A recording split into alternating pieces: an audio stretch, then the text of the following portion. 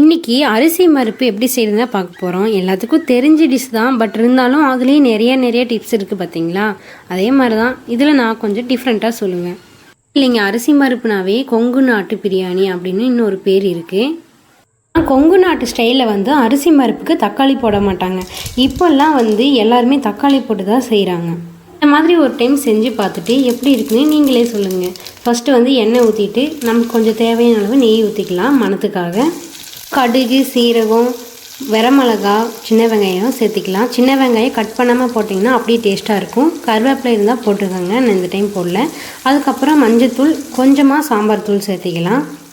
முழு வெங்காயமாக போடுறதுனால ஒரு 2 மினிட்ஸ் ஆகுது நம்ம நல்லா வதங்கி விடணும். அதுக்கப்புறம் தான் இந்த பொடியெலாம் சேர்த்தணும்.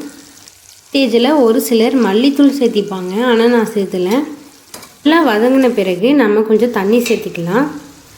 நார்மலாக நம்ம ரைஸ்க்கு ஊற்றுற மாதிரியே தான், நமக்கு தேவையான அளவு யூஸ் பண்ணிக்கலாம்.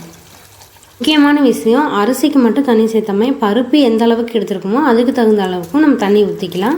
அதுக்கப்புறம் தேவையான அளவு உப்பு போட்டுக்கலாம். நான் தாளிக்கும் போது வெள்ளை வெங்காயம் சேர்த்த மறந்துட்டேன். இப்போ வந்து இந்த ஸ்டேஜில் நான் சேர்த்திக்கிறேன்.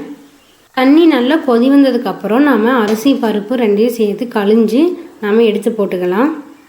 1 or 2 டைம்ஸ் கண்டிப்பாக வாஷ் பண்ணிவிட்டு அதுக்கப்புறம் ஆட் பண்ணிக்கலாம்.